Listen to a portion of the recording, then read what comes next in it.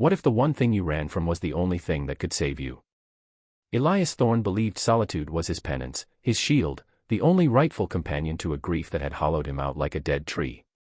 He'd chosen the fringes of the Blackwood Forest, where the whispers of the wind through the pines were louder than any human voice, and the judgment of the townsfolk in Oakhaven, miles down the valley, couldn't quite reach. He knocked on no doors, expected no callers. He thought he was building a fortress against further pain. Stick around, because what happens when that fortress is breached by the smallest, most unexpected of invaders, is a story that will remind you that sometimes, the deepest wilderness resides not in the forest, but in the human heart, and that even there, something can, against all odds, take root and grow. If you've ever felt lost, or believed yourself beyond connection, this story is for you. Elias had almost forgotten the sound of anything but his own harsh breaths and the crackle of his fire, until one day, the forest offered up a sound that didn't belong, a cry so faint, it was almost swallowed by the soughing pines. The late autumn wind, sharp as a newly honed blade, bit at Elias Thorne's face, driving icy needles of rain into his weathered skin.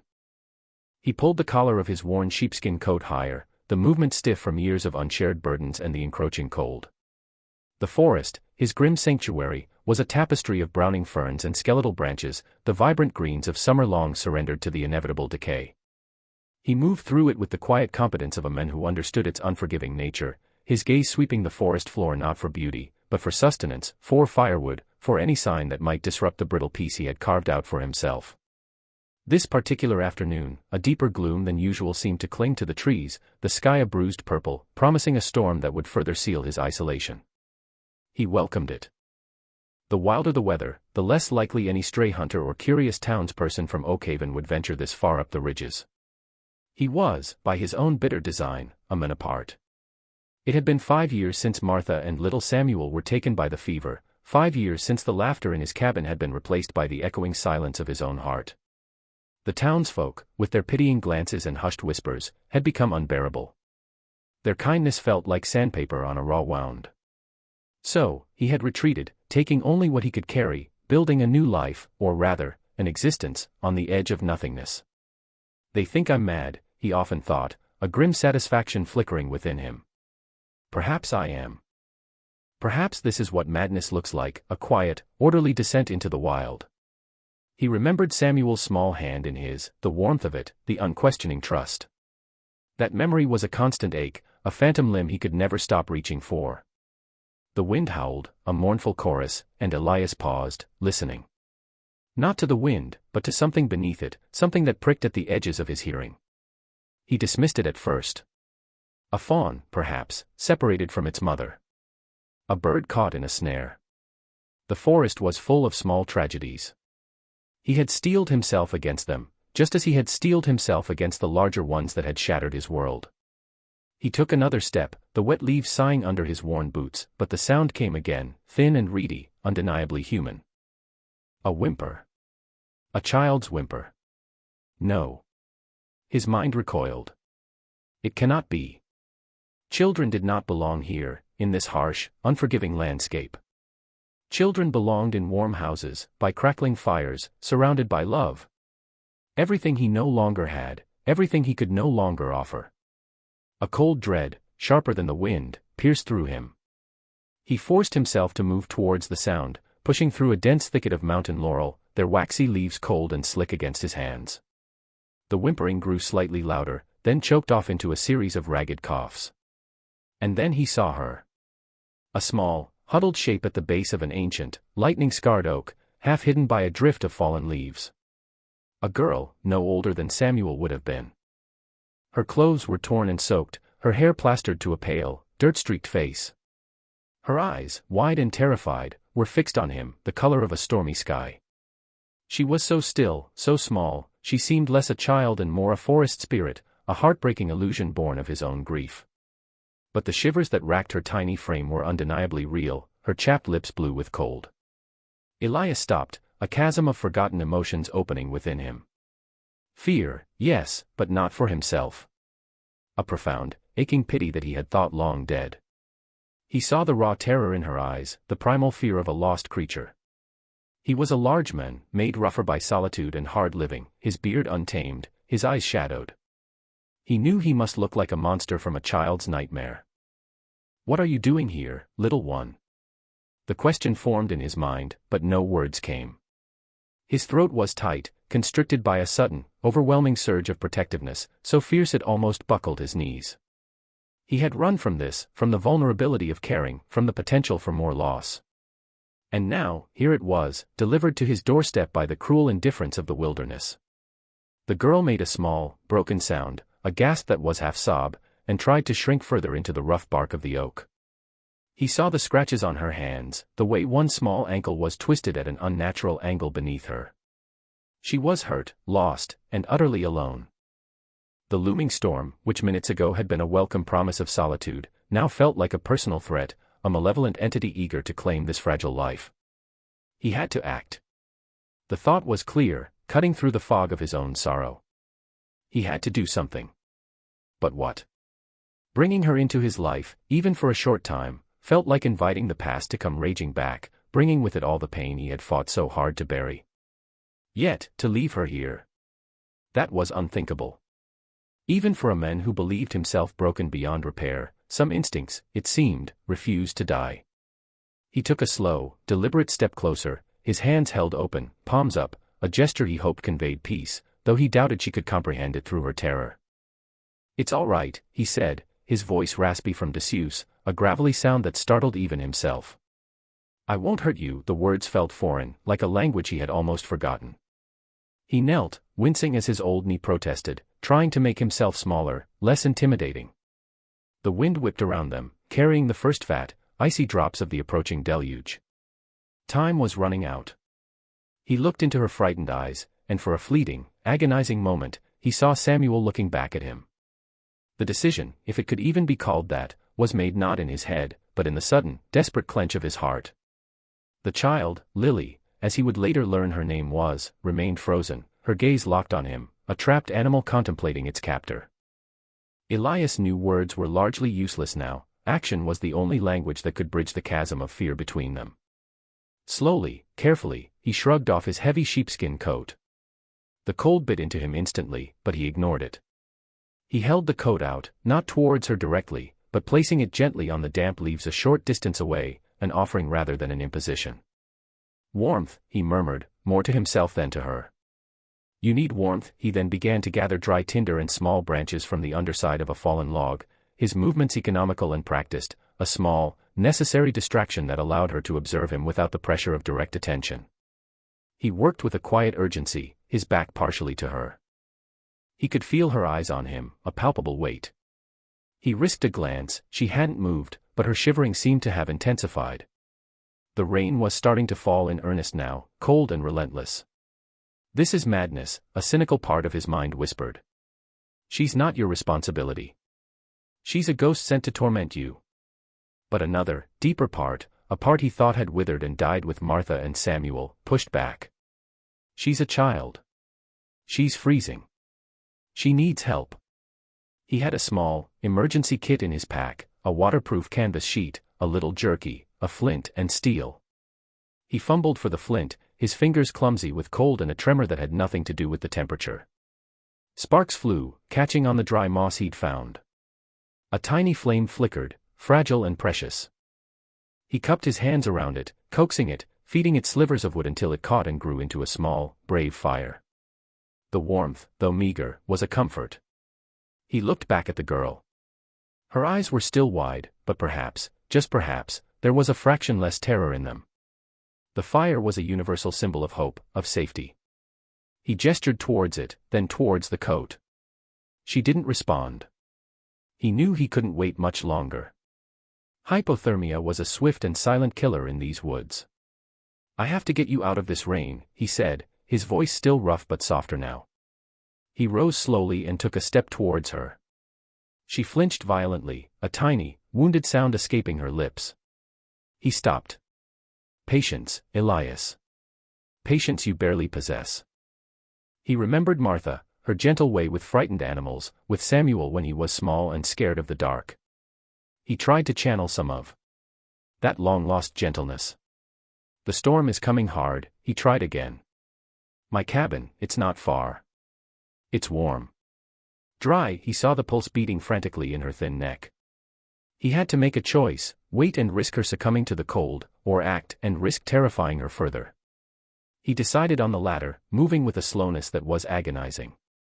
"I'm going to pick you up now," he stated, his voice as steady as he could make it. "I need to get you warm." He reached for her, expecting her to scream, to fight, but she was too weak, too cold, too overwhelmed. She went limp as he gathered her into his arms. She was so light, a bundle of cold, wet rags and fragile bones. He wrapped her carefully in his coat, the sheepskin enveloping her. Her head lolled against his chest, and he felt a shudder pass through her small body, whether from cold or fear, he couldn't tell. He held her close, shielding her as much as possible from the driving rain, and began the trek back to his cabin, his heart a strange, painful mix of dread and a fierce, unfamiliar tenderness. The path was treacherous, slick with mud and wet leaves, but he moved with a new purpose, each step measured, careful. He was no longer just a man enduring the wilderness, he was a protector, a rescuer, roles he had thought buried with his past. The journey to his cabin felt impossibly long, though in reality, it was perhaps less than a mile. Each gust of wind seemed to steal more of the girl's fragile warmth, each drop of rain a fresh assault. He tucked her head more securely under his chin, trying to shield her face. She was terrifyingly still in his arms, her breath shallow against his neck. Just a little further, little sparrow, he thought, the endearment slipping into his mind unbidden, a ghost of a memory from when Samuel was small. The cabin, when it finally loomed out of the gray murk, was not the welcoming haven it might have been for another, but to Elias, in that moment, its rough-hewn logs and smoking chimney represented survival. He fumbled with the latch, his burden making the simple task awkward. Inside, the air was warmer, thick with the scent of wood smoke and pine. The fire in the stone hearth had burned low but was still alive. He laid the child gently on the worn bearskin rug before it, his movements surprisingly tender for a man whose hands were more accustomed to the unforgiving heft of an axe. Her eyes fluttered open for a moment, clouded and unfocused, then closed again. Panic, cold and sharp, gripped him. He quickly stripped off her soaked, muddy clothes, his touch as gentle as he could manage, averting his eyes from her thin, shivering nakedness out of a rough sense of propriety. Her skin was like ice. He grabbed the cleanest of his old wool blankets from his cot and wrapped her tightly, then chafed her small hands and feet, trying to bring some life back into them. He worked with a focused intensity, his own discomfort forgotten. He stoked the fire, adding logs until it blazed, casting dancing shadows on the rough-hewn walls. The small cabin, usually a place of stark solitude, now felt crowded, alive with a desperate urgency. He brewed a weak tea from dried mint leaves, remembering Martha doing the same for Samuel when he had a chill. He had to get some warmth into her, from the inside out. When the tea was ready, he propped her up carefully, supporting her head. "Can you drink this, child?" he asked softly. Her eyelids flickered. He touched the warm tin cup to her lips. She managed a tiny, weak sip, then another. A small victory, but a vital one. As the hours passed, he sat by her, watching, listening to every breath, every rustle of the blanket. The storm raged outside, a symphony of wind and lashing rain, but inside, a fragile truce seemed to have been called. He noticed the fading bruise on her temple, the numerous scratches on her arms and legs, the raw, red scrape on her knee. How long had she been out there? And why? These questions gnawed at him, but for now, all that mattered was keeping her alive. He saw the way her small hand clutched the edge of the blanket, even in her exhausted sleep, as if holding onto the last thread of hope. He found himself smoothing her damp hair back from her forehead, a gesture so unfamiliar it felt like another man's hand performing the action. Slowly, agonizingly, a faint flush of color returned to her cheeks. Her breathing deepened, became more regular. The shivering subsided. Elias let out a breath he hadn't realized he'd been holding. She was going to make it. At least through the immediate crisis. He slumped back against the wall, weariness washing over him in a heavy wave. He hadn't felt this combination of exhaustion and raw, exposed emotion in years. It was terrifying. It was, almost unbearable. He looked at the sleeping child, a small, vulnerable creature who had somehow, in the space of a few hours, breached all his defenses. He had brought her into his sanctuary, his fortress of grief, and now, he had no idea what to do next. The thought of the town, of Oak Haven, loomed. He couldn't keep her here indefinitely. But the idea of handing her over to strangers, to the very community he had fled, filled him with a surprising reluctance, a possessiveness that startled him. "Who are you, little one?" He wondered again, his gaze drawn to her peaceful, sleeping face. "And what am I to do with you?" The first light of dawn, gray and reluctant, seeped through the cabin's single grimy window, finding Lily still asleep, her breathing soft and even. Elias had not slept, keeping vigil by the fire, his mind a turmoil of anxieties. He had used his limited medical knowledge, learned more from tending injured animals than people, to clean and bandage the worst of her scrapes. Her ankle was swollen and discolored, likely sprained, he guessed, not broken, but it would need proper attention. And that meant Oakhaven. The thought settled like a stone in his gut. He had avoided the town, its people, its memories, for 5 years. To return now, with a lost child in tow, would unleash a storm of questions, gossip, and suspicion he wasn't sure he could weather. He watched her stir. Her eyes opened, not with the wild terror of the previous day, but with a dazed confusion. They found him, and for a moment, fear flickered there again, but it was quickly replaced by a searching, questioning look. He offered a small, hesitant smile. "Good morning," he said, his voice still raspy. "You're safe now." She didn't speak, just watched him, her small face pale in the dim light. He had some dried venison and a few withered apples. He offered her a piece of apple, cut into small, manageable bites. She took it hesitantly, her small fingers brushing his calloused ones. The brief contact sent an odd jolt through him. Over the next few days, a fragile routine established itself. Elias tended to Lily's needs with a clumsy but earnest care. He made her a broth from dried herbs and the last of his smoked rabbit. He helped her hobble outside when nature called, his large hand surprisingly gentle as he supported her. She still barely spoke, her voice a tiny, hesitant whisper when she did. She would answer his questions with a nod or a shake of her head, her eyes often downcast. He learned her name was Lily, nothing more. When he asked about her family, or how she came to be in the woods, a shadow would cross her face, and she would retreat into a silence so profound it felt like a physical barrier. He didn't push. He understood, perhaps better than most, the desire to keep painful memories locked away. He found himself talking to her, filling the silence with stories of the forest, of the animals, of the changing seasons. He spoke of things he hadn't voiced in years, memories of his own childhood, carefully skirting the raw edges of his more recent grief. He showed her how to whittle a small bird from a piece of soft pine, his large hands moving with surprising dexterity. She watched, fascinated, her fear slowly, almost imperceptibly, giving way to a tentative curiosity. He even caught her smiling once, a fleeting, shy expression, when a squirrel bolder than most peeked into the cabin. That small smile felt like the sun breaking through after a long winter. It warmed a part of him he had thought frozen solid. But the reality of their situation was a constant, gnawing presence. Lily needed more than he could provide. She needed proper food, clothes that fit, a doctor for her ankle, and, most importantly, to be reconnected with her world, whatever that world might be. The thought of her past, the unknown darkness she might have fled, filled him with a protective anger. He saw the way she flinched at sudden movements, the haunted look that sometimes crept into her eyes when she thought he wasn't watching. This was no ordinary case of a child wandering off. There was something more, something deeper, and the not knowing was a torment. The supplies were dwindling. His carefully hoarded stores were not meant for two, especially not a growing child. The town, Oakhaven, could no longer be avoided. He dreaded it. He imagined the stares, the whispers. Thorn, the madman from the woods. What's he doing with a child? Where did he get her?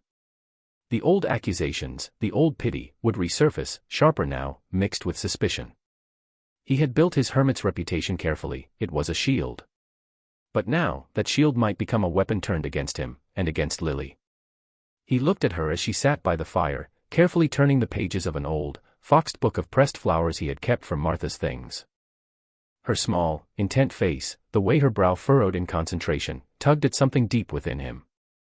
He had to protect her, not just from the elements, but from the harsh judgments of others. One morning, Lily woke with a fever. Her skin was hot and dry, her breathing shallow and rapid. The small cough she'd had since he found her had worsened, turning into a harsh, racking sound that shook her small frame. Elias felt a cold fist clench around his heart. This was not just a chill, this was something more serious. The mint tea and warm blankets wouldn't be enough. He knew, with a certainty that chilled him to the bone, that he had to take her to Oakhaven, to Dr. Albright. There was no other choice. His own fears, his desire for isolation, were insignificant compared to the burning need to save this child. He wrapped her in every blanket he owned, his hands trembling slightly. "We're going to town, Lily," he said, trying to keep his voice calm, though a storm of anxiety raged within him. "We're going to get you well." She looked up at him, her eyes unnaturally bright with fever, and gave a small, trusting nod. That simple gesture of faith both broke his heart and solidified his resolve. He would face 1,000 judgmental townsfolk, 1,000 accusing glares, if it meant seeing her well again.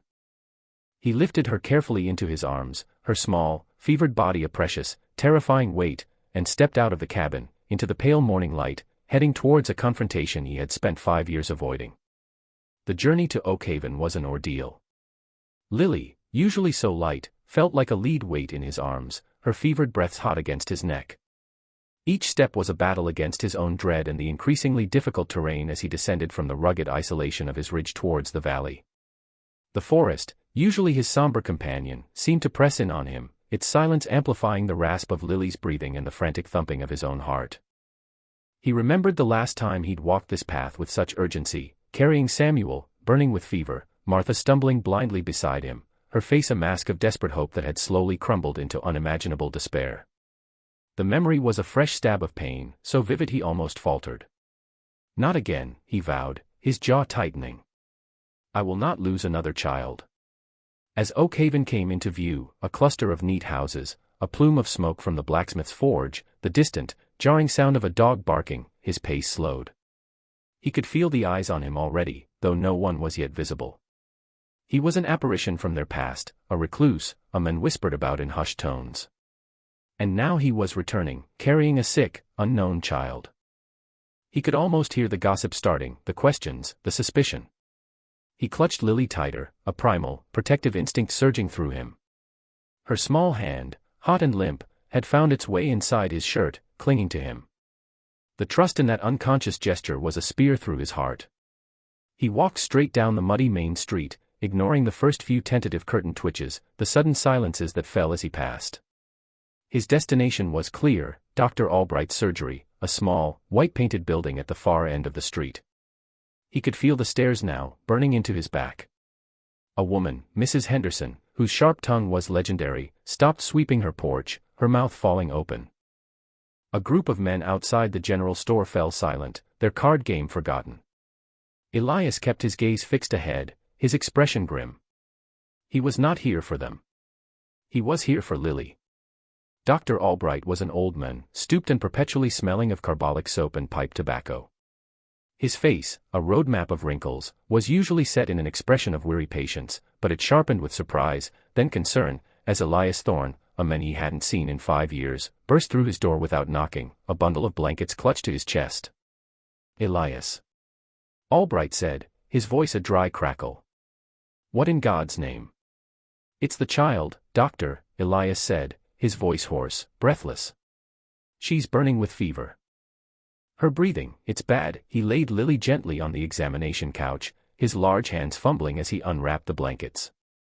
Lily whimpered, her eyes fluttering open, glazed and unfocused. Albright moved quickly, his age forgotten. He listened to her chest with his stethoscope, his brow furrowed in concentration.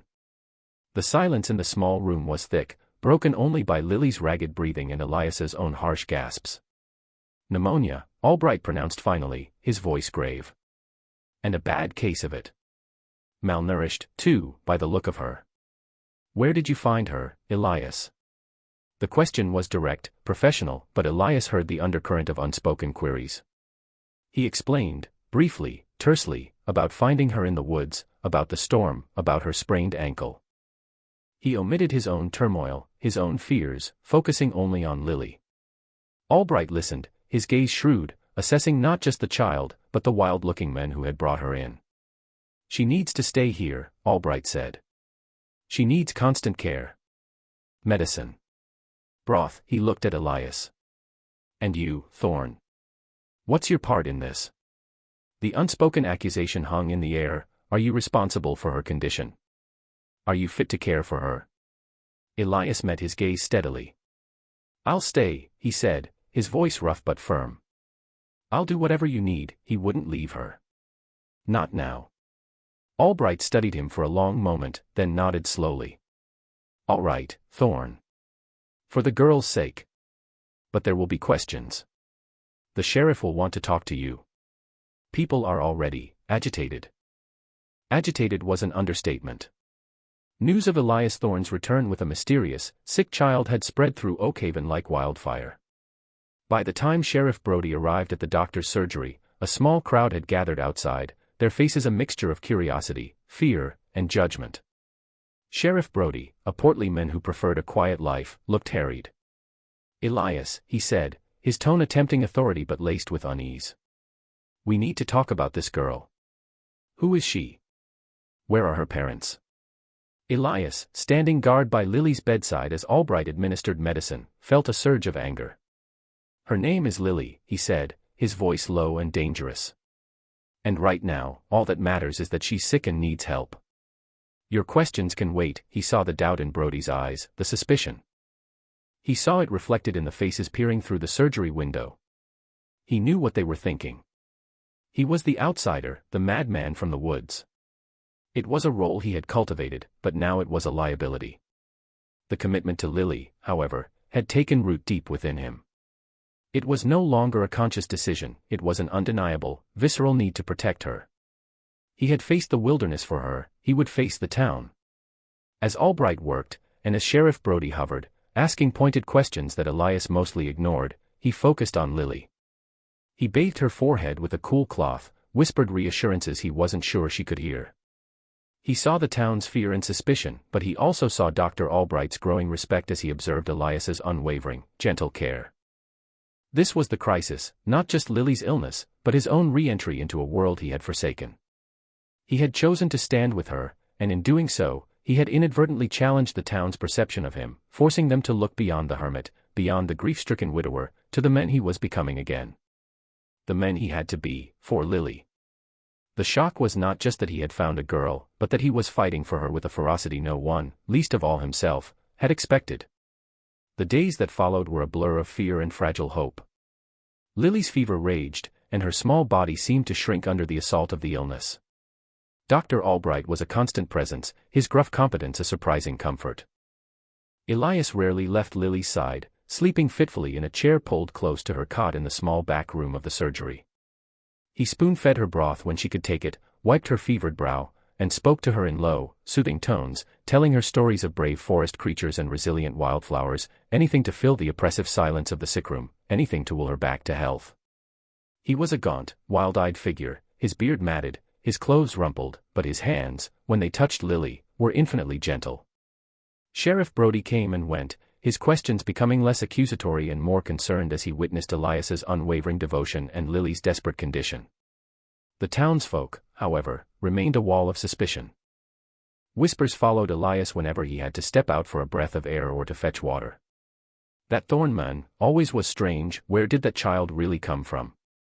Mark my words, there's something unnatural about it. He heard them, felt their judgment like a physical weight, but he pushed it aside. Lily was all that mattered. One evening, as the fever seemed to peak, Lily began to thrash weakly, muttering unintelligible words, her eyes wide with a terror that wasn't just from the illness. No, go away, don't. She cried, her small hands batting at unseen phantoms. Elias leaned close, his heart clenching. It's all right, Lilybug, he murmured, using a foolish, tender nickname that had sprung to his lips unbidden. You're safe. I'm here. He took her small, flailing hand in his. Her fingers, surprisingly strong, gripped his tightly. In that moment, something shifted. It wasn't just a sick child clinging to a caregiver, it was a profound connection, a silent acknowledgement of shared fear and a desperate, mutual need for solace. He held her hand, anchoring her, and slowly, her thrashing subsided. Her breathing, though still labored, eased slightly. Dr. Albright, who had entered silently, watched them for a long moment, a strange expression on his face. You have a way with her, Thorne, he said quietly, a grudging respect in his tone. A way I haven't seen in many a father. The turning point came on the third night. The fever finally broke. Lily lay exhausted but peaceful, her skin cool to the touch for the first time in days. Elias, slumped in his chair, watched her chest rise and fall in a steady, natural rhythm. A profound relief, so intense it was almost painful, washed over him. He felt tears prick his eyes, the first he had shed since Martha and Samuel's passing. He didn't fight them.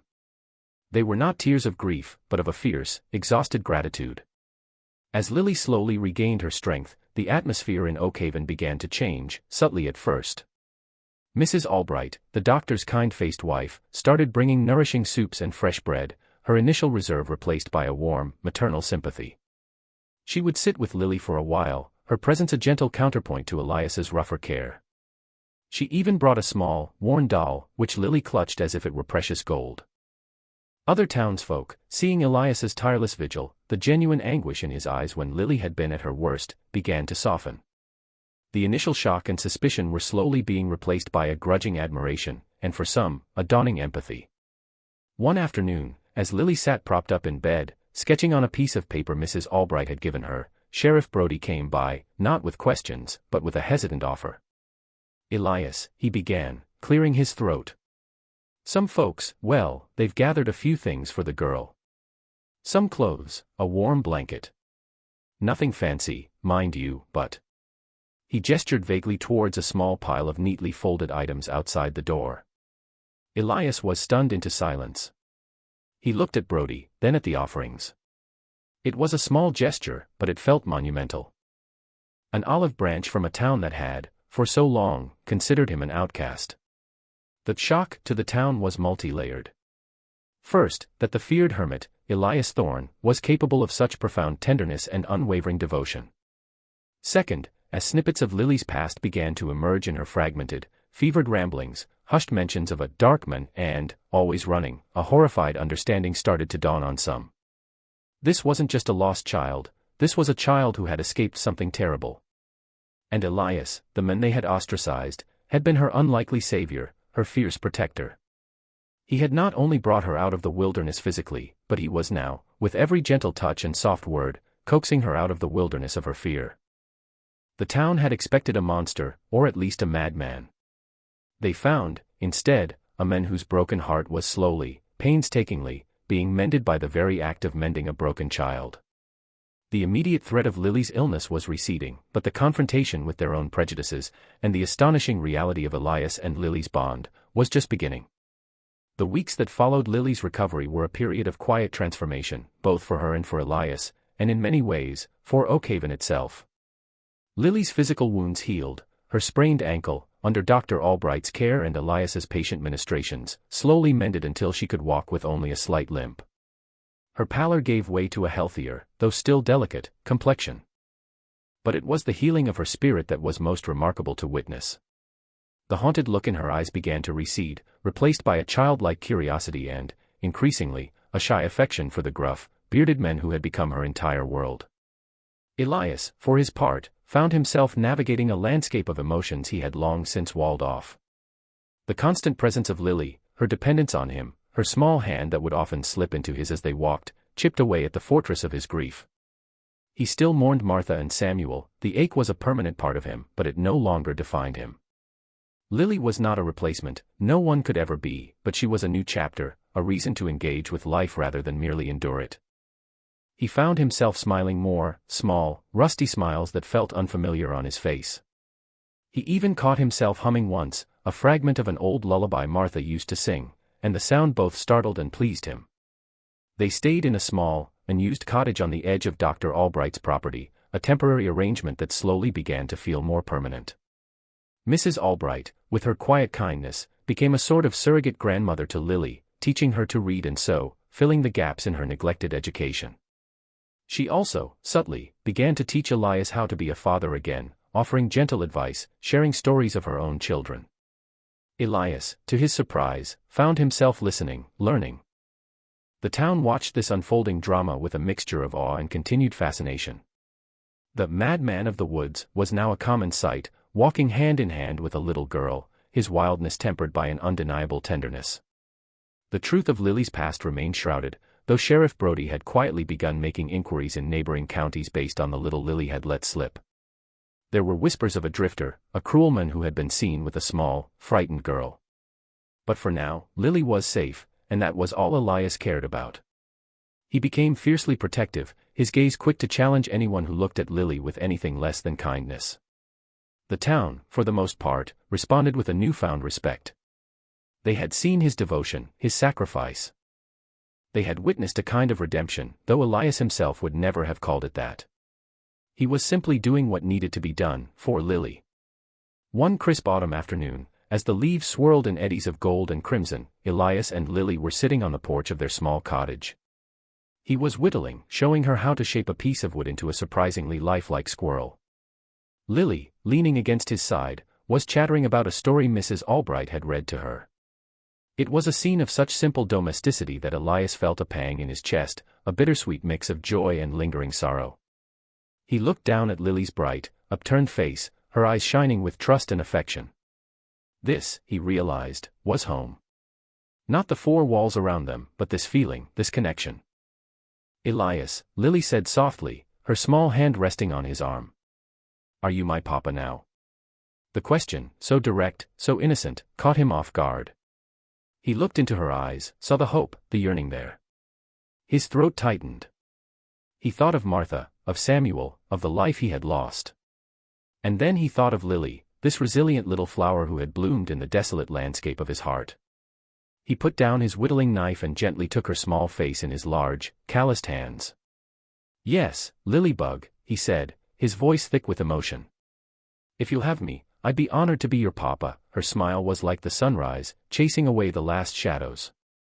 She threw her arms around his neck, her small body warm and real against his. He held her tight, burying his face in her hair, a silent vow passing between them. This was their new normal, a family forged in hardship, bound by an unlikely love. The town, which had once been shocked by his wildness, was now shocked by the profound depth of his humanity, by the quiet miracle that had unfolded in their midst. The sharp edges of Oakhaven's initial shock had softened into a kind of respectful wonder. Elias Thorne, the men who had fled their pity and their company, had returned not as a threat, but as a testament to a resilience they had forgotten could exist. He was no longer defined by the tragedy that had driven him into the wilderness, but by the quiet courage he had shown in bringing Lily back from its brink, and then, in embracing her as his own. The empty cabin on the ridge remained empty. Elias and Lily had settled into the small cottage, its once neglected garden now showing signs of tentative care, a few late-blooming flowers pushing through the soil, much like the hope that had taken root in their lives.